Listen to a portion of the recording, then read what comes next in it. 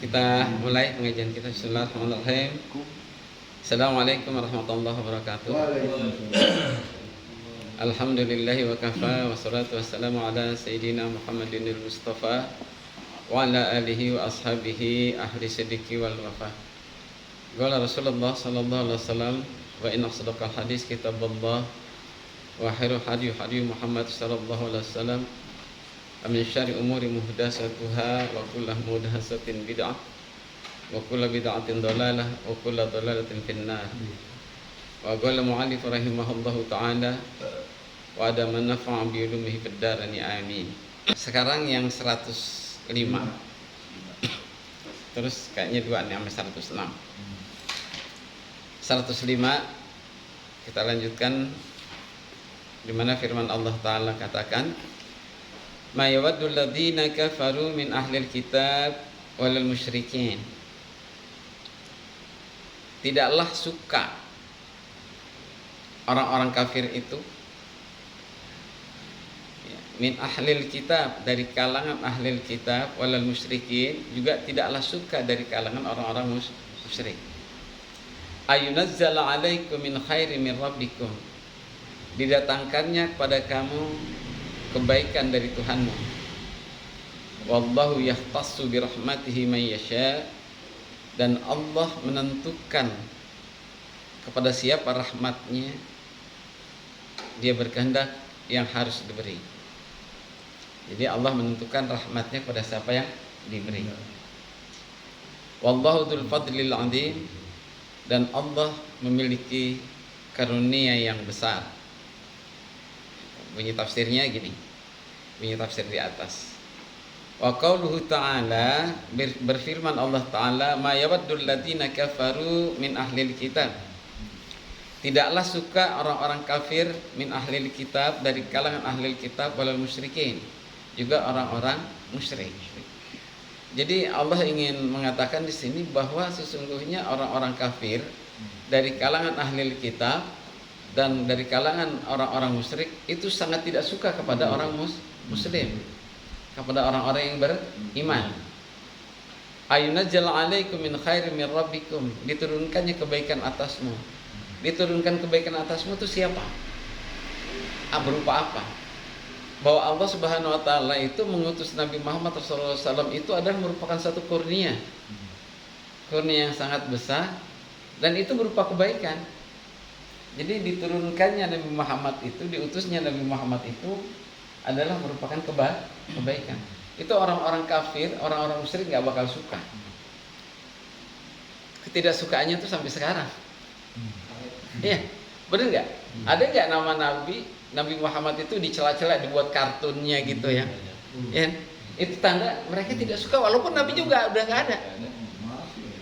Ya. Di mana? Di Norwegia, di Denmark.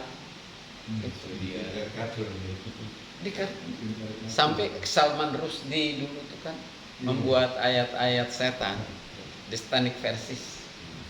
Itu tanda mereka tuh nggak suka. Bayangin, berarti mereka yang tidak beriman, non Muslim, yang nggak beriman kepada Allah, itu memang nggak suka.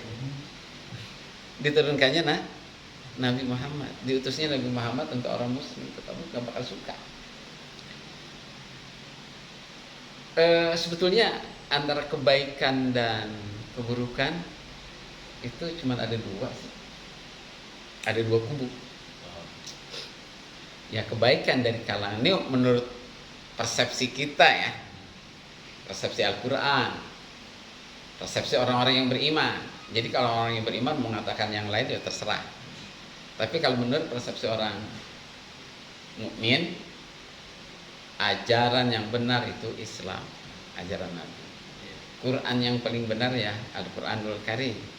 Nabi yang paling unggul adalah Nabi Muhammad menurut kita. Nah, kalau mereka ingin mengatakan siapa yang paling benar, monggo aja silakan. Pamnya Albert Einstein yang paling benar, karya-karyanya bagus, monggo. Kalau kita paham, tapi lu juga nggak usah benci sama kita dong. Kenapa Al-Quran tuh harus dibakar? Ya, itu saking bencinya mereka. Itu dari dulu tuh, dari abad kelima namanya. Begitu Nabi diutus menjadi Rasul, diturunkannya Al-Quran, mereka nggak suka, sampai gini hari. Jadi jangan dianggap itu selesai. Habis umat Islam itu dituduh teroris lah, dituduh radikal lah. Di Palestina itu. Hah? Di Palestina itu, di Palestina. Iya. Sekarang kalau mereka itu orang yang paling humanistik, yang paling pintar, yang paling manusiawi, kenapa orang-orang di Palestina itu dibantai habis? Mereka tuh orang Muslim kebanyakan ya.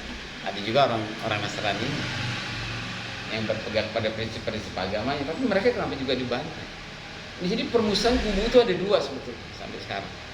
Ya, kubu yang benar dan kubu yang salah. Kubu yang benar itu selalu menjadi korban kubu yang salah, dibantai habis sampai sekarang. Yaitu memang firman Allah bunyi begitu. Jadi mayawaddul ladzina kafaru min ahlil kitabi wal musyrikin, itu artinya merupakan hukum alam sampai sekarang itu. Sampai sekarang. Makanya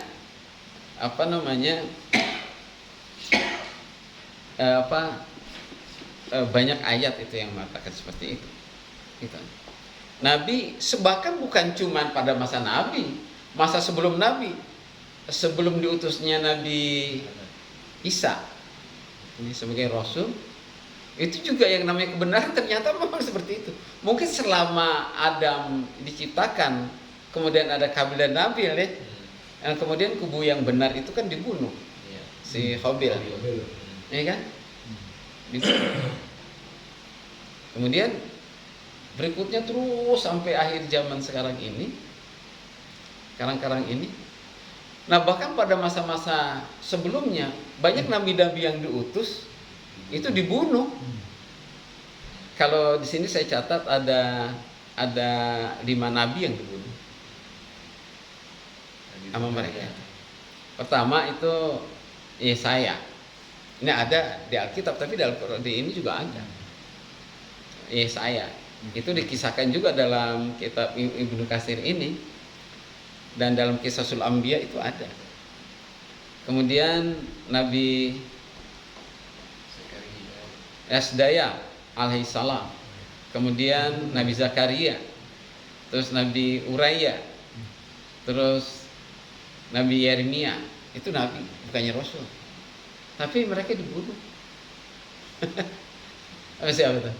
Orang-orang Yahudi, mereka terus dibunuh. Jadi sikap orang untuk membawa prinsip kebenaran itu nggak gampang. Coba ada orang lagi main judi kau dilarang. Marah. Emang duit lo? Ini duit gue nggak ngerugiin lo. Pasti. Gitu. Iya. Gue nggak ngerugiin lo. Buat apa lo ngelarang gue? Itu pasti begitu. Terus orang berzina dilarang. Lo melakukan perbuatan itu dosa besar lo. Biarin yang masuk neraka gue, bukan lo. Cakep bahasanya itu.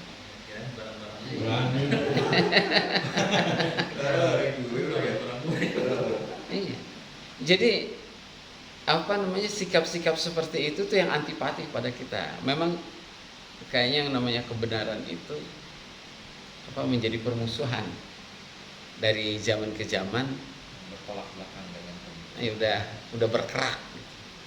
Yang namanya kebenaran dengan kebatilan selalu berperang. Kemudian ada biasanya kalau orang-orang yang jahil itu, orang-orang yang kafir itu, orang-orang yang jahat itu, dia punya arogansi tinggi. Ya. Arogansi, fitnah, diskriminasi, determinasinya juga tinggi untuk menghadapi kita itu. Menghadapi orang-orang yang beriman.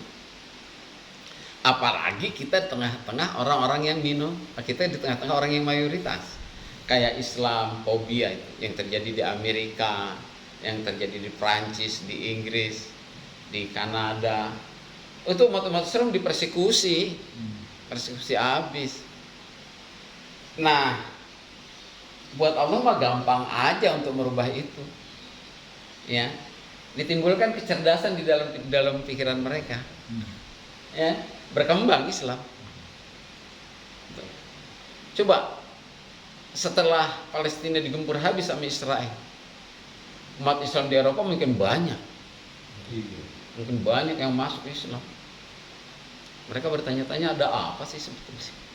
Jadi sebetulnya orang-orang itu yang benar itu sesuatu yang logis, yang bisa diterima akal. Yang jahat itu pasti yang tidak logis, yang bisa diterima akal. Ini itu akan terus hidup berkembang. Jadi perlakuan-perlakuan mereka terhadap orang-orang Muslim itu